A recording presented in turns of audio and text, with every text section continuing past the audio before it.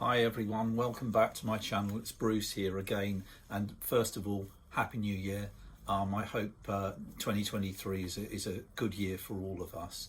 I'm back now to do my first posting of the year, and like so many others on the vinyl community, I'm jumping right in with Rob Walker. Thank you again, Rob. I'll put a link down below to your channel, Rob Walker's Vinyl Tag 2023. Before I begin, I had a bit of drama over Christmas, and it doesn't get spoken about a lot on the vinyl community, but I thought I'd sort of kick the subject off a bit.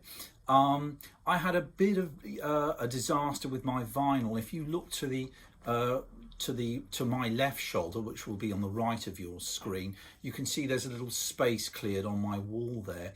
That's because I discovered, to my horror, that there was a lot of condensation coming in through my outside wall with my living room here, facing that outside wall. Unfortunately, some of it got on the vinyl, and yes, it had done some damage. So please, here's a plea to everyone out there: do check your vinyl regularly. You know, it's one of those things, it's difficult to store, we all know that, but you know, with damp climates like we have here in the UK, do look after your vinyl. You don't want to, you know, make the kind of discovery I made. But anyway, let's get down to it. That's that business done. So first off, sorry Rob, I couldn't answer all 20 of your questions. I think at the last count it was about 18. There are two, I'll deal with them as they come up. I just simply couldn't answer. Okay, anyway, let's begin. I think the first one Rob asked for, I showed it in my last video, was a new release. Well, this is actually a newly reissued release from 2022. Again, it's Tia Blake. Here we have her again. Excellent sort of lilting folk singer who only made one album. This one was released, I think, in 1971 originally. You can see the label there. This is a reissue. As I say, it came out in 2022. Unfortunately, Tia only made one album in her recording career, and this is it. It's just called Folk Songs and Ballads. It's got some lovely numbers on there. Check it out. Okay, let's move on. Peering over my shoulder here, last band or artist I saw, well, it wasn't in 2022, I'm afraid. I don't get out and I don't get too many gigs these days, I really don't. And I really had to rack my brains for this one. What I did think of, someone who I saw quite a few years ago, we're going back about 15 years, apart from, you know, seeing a few jazz acts, which I thought maybe wouldn't qualify so much, was at the Millennium Dome here in London about 15 years ago at a free gig that I literally walked into off the street not knowing what was playing. I saw Dr. John, who was excellent. This is his album In the Right Place from, I think, about 1973. Fine album. Unfortunately, he's no longer with us. On the same bill was Alan Toussaint, 2 for the price of 1, and it was free. Brilliant. Anyway, that was a fantastic gig, very memorable. Glad I saw him and Alan. Next we have their first was their best. I thought of quite a few here. Rifling through my shelves, I just stumbled upon Kate and Anna McGarrigle. I think this is from about 1976. It's just their eponymous first album. It's excellent. It's excellent. I've heard other stuff they didn't really grab me, I've got to admit, but this is a fine album. And you get, you know, Travelling On for Jesus with Lowell George playing slide guitar. Can't go wrong with that one. Lovely record. Okay, next up we have an album, I think, beginning and ending with the same letter. I struggled a little bit on this one. I thought of a few obvious ones, Revolver, the Beatles, etc. And then again, just by serendipity, I found this on my shelf. This is a brilliant album. Ennismore. I think it's the second solo album by Colin Blunstone of the Zombies. This is an original press. I'll show you the label here on this one. It's on the, there we are, it's on the, I'll get it out. It's on the Epic, which I think they were distributed, weren't they, by CBS. This is the first British press of that. Not a bad moment on this album, absolutely brilliant. If you get a chance, give it a listen. Okay, next up we've got, I think this is your most, sorry, get my glasses on everybody. This is going to be your most listened to album.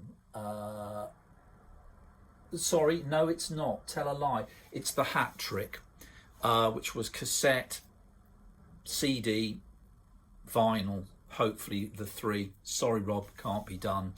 You know, call me pernickety, but tape, cassette, went the way of the VHS, in my view, quite rightly, the way of the dodo.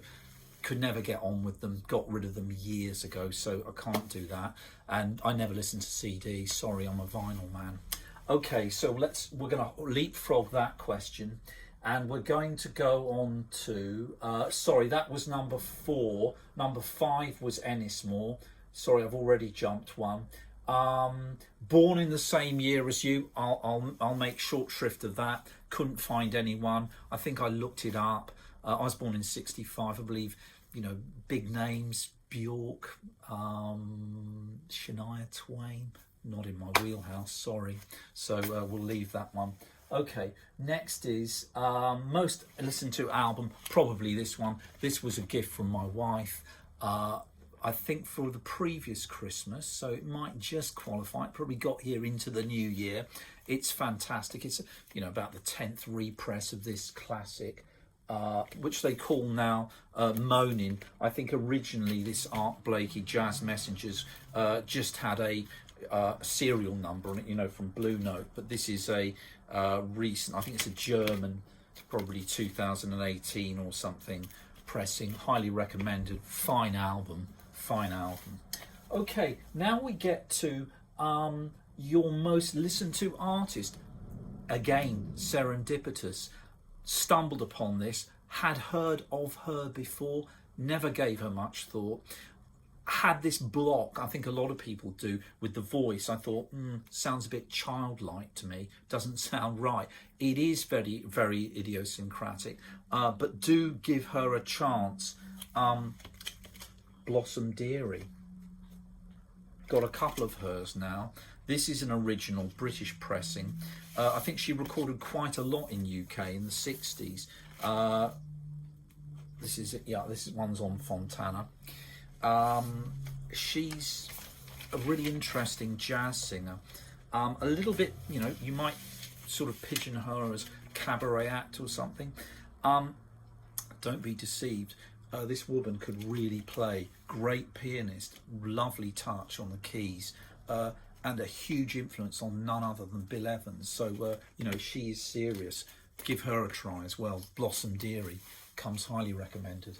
Okay, moving on to an Australian act or band. I was just about to give up on this one, Rob, when I stumbled upon this. I know it's the Seekers. I think she died, didn't she, Judith Durham, last year? You know, I'm really not a fan. Why did I buy it? Title track, A World of Our Own. It's got a 12-string guitar solo in there. What's wrong with that, eh? Okay, next up we've got a surprise purchase by me, maybe in the vinyl community. I've mentioned it before. I'm not big on the 1980s. For me, I stopped record buying before I came back to it. About 1981, I didn't really listen to the charts very much. And one band I was aware of at the time that I didn't actually get into, but I am very much into, is Tears for Fears. And I picked this up. I think that I got this on eBay or something. It was quite cheap. It's great, you know. Everybody Wants to Rule the World, Shout. It's got some lovely singles on there, and I think there's a dedication to none other than Robert Wyatt on one of these tracks as well. As I'm aware, and I know most of you will be, they reformed, and apparently the last album was very good, I hear. So I'll have to, spread my net a little wider on that one. Okay, let's move on. Now we're going for a completist. Rob, you asked for something we're complete on. This is not intentional. It just happened. You know, I happened to chance upon these records. I like the band, so you know. And as far as I'm aware, I am complete on them now, and that's the only ones who I think I mentioned last year. So here's their first album from 1978. Great. It's got Another Girl, Another Planet on there. Should have been a hit. Never was. Don't think it even scratched the top 100. What do the public know, eh? And the second album, probably their best, which is called Even Serpents Shine. It's got a really strange sort of cover, that kind of divides the critics. I rather like it. It's kind of psychedelic-y, but anyway. And I love From Here to Eternity, the opening track. Wonderful song. And their third album, probably the weakest of the three, still got some good stuff on it, was Baby's Got a Gun. And I think the single from there was Trouble in the World. It's a good single as well. Oh, and they did a country song on here, didn't they? Fools as well. Bit of an acquired taste, but it's an interesting, very interesting act, the only ones. Okay, let's move on to, yeah, sorry, I'm a completist, so there we are. These are the Sessions, Remains. I think this was only released, this one, on, I'll show you the label there. This one was released in France. I don't think it was even pressed in the UK, not that I'm aware of. And these are, as I say, Sessions and other various bits. And then, of course, there's the live album, which I think was released in '89. That's about 9 years after, or 8 years after they split. Never got to see the only ones. Anyway, there we are. Then we have a run of three. Well, it had to be Fairport Convention. What We Did on Our Holidays. I think this was released about January or February 1969. Then in the summer of 1969, around July, I believe it was, they did this fantastic, you know, their seminal recording really, Unhalfbricking, which has got A Sailor's Life, which they say kicked off the whole electric folk scene, certainly in Britain. Splendid album. And then they ended off the year, I think in about December, this was released. Liege and Lief. Also a very good album, very good album. Nice gatefold as well with all these old pictures in there. But yeah, you know, all within a year. Amazing, amazing. And in my view, they never did better. Now, moving on, we have a 1980 soundtrack, I believe. I don't want to make sure I don't jump anything. Don't listen to a lot of 80s. I do have a lot of soundtracks, but it's mainly 60s and 70s, so I struggled a bit on this. And this one, again, I bought just by chance, I think when the movie came out. Not a bad film. Alamo Bay, which is ostensibly, it's Ry Cooder, and he's working with, I think, members of Los Lobos, John Hyatt and other people. Not a great album. You know, the film's good, but it's not excellent. I think the opening number is probably the best, the instrumental on there. There's a few heavy rock numbers which are, you know, they suck, let's face it. But yeah, it's an interesting record, that. Okay, next up is the question about who we lost in 2022. Yes, her death went without passing, I have to say, which is a shame, but I don't think she'd recorded for many years, decades. And she did, I think this is her second or third album. It is brilliant. Judy Hensley. And this is High Flying Bird, which I believe Jefferson Airplane later covered. She had a very husky, deep voice. She was a, you know, big lady. She was 6 foot plus.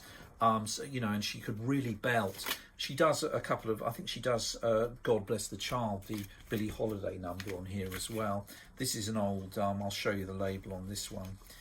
This might be an original press, I'm not sure. It's a 60s anyway, the old, I love the old Electra label there. Perhaps I'll take it out of the sleeve so you can see it properly. I don't know if you can see it in this light, but I had this gold label with this funny sort of minimalist figure on there, playing a guitar, sort of Picasso-esque.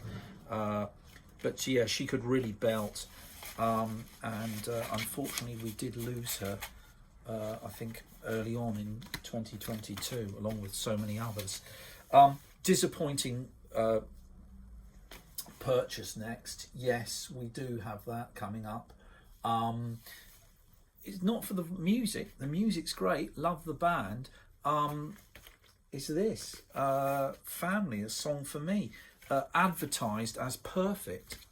Certainly not perfect. There's all kinds of problems with this one. It's had a lot of play. It's pretty worn out. Perfect? I think not. But, that eBay seller is not to be trusted. Anyway, that's my great disappointment of 2022. Right, moving back to... what have we got here? Grail? No, we got a non-vinyl purchase. Didn't buy it myself. Again, it was a Christmas present from a very dear friend of mine. And it's this one. It's called Rock's Diamond Year. Published in 2022. And it covers quite a lot. It's 60 years, celebrating 60 years of rock. And they go through all these clubs, mainly, around London. Places like the Ealing Club, where the Rolling Stones were formed. There's other places, Eel Pie Island, the Bull's Head, which is, I believe, down in Barnes Bridge towards there, and the Marquee Club, 100 Club, etc. Looks like a great... Oh, look, we've even got Chuck Berry in there. It's got to be good, eh? Yeah, it looks like a good read. When I get time, I will certainly tackle that one. Right, moving on to question 17 is Found a Grail. I didn't really, Rob. Sorry.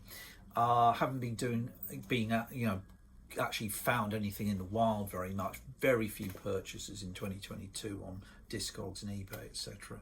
I do prefer to go out in the wilds. I stumbled on this for about 50p in a charity shop. It's certainly a little bit unusual. It's Bob Andy. He of Bob and Marsha fame. I believe he passed away about 2 or 3 years ago during COVID. It's good. It's interesting. This album, The Music Inside Me, is actually, I'll put it up here so you can have a look at the label. It's actually the first press Jamaican, so it is a little bit unusual. And as I say, I found it in a charity shop for about 50p, and I thought interesting. So, and it also has, let me get this out because this really is quite unusual. It has this sort of fold out lyric sheet thing here. So there we are. I think this came out in about 1975. The vinyl's had a bit of wear, I have to say, a bit of play, but it is unusual, so I suppose it's a kind of grail. Okay, just a couple more to do. Moving on, we're doing now a space-themed album. Right. Here's one you won't see much in the vinyl community. I got this years ago, paid very little for it. It was mint. I don't think it had ever been played. Some of you might say I can see why. It's called Space Is So Startling. And it's based, I believe, on a West End, although it's an American play. It's a West End, very early 60s theatre play and musical. It's quite sweet, actually. It's very much to do with the space race. The Russians are coming and all this kind of Cold War paranoia stuff played out. And it's I think it's even pre-Kennedy, so it really is quite early. It might be contemporaneous, actually. I tell a lie. Let's check the date on it. I don't want to get this wrong. It's very small print on these old. 63. Okay, the year that Kennedy was assassinated. So it's very much a play of its time. But it's quite sweet. It's got some nice little numbers on there. I love the cover with this little astronaut shooting up on his rocket. Wonderful. Okay, nearly finished. Now, no VCLT, no Vinyl Community Love Train for me. It's not a plea. You don't have to donate. But I'm only peripheral to the community anyway.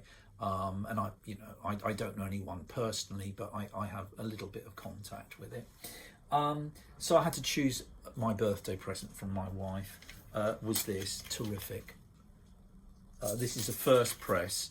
I'll get it out the sleeve. You might have a bit of dazzle on there. It's laminate anyway. Yeah, Heroes. You can't go wrong with that one, eh? It's a first press. It has all the, you know, paraphernalia, lyric sheet, etc. in it. Great album, lovely guitar work from Robert Fripp on that one. So I was really pleased to have that one. I've got another press of it somewhere up there. I think it's a German press, and interestingly, I think the last verse by Bowie sung in French on the title track Heroes. Anyway, there we are. Anyway, here's to my last choice now.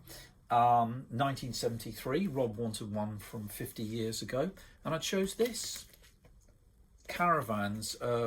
This one's called For Girls Who Go Plump in the Night. What a gatefold is that, eh? They liked their visual puns and naughty titles. Caravan, quite a playful sort of proggy, folky, jazzy Canterbury band. This one here is it's an original on the DRAM label there, or DRAM, I don't know quite how you say that. Very glad to have that one indeed.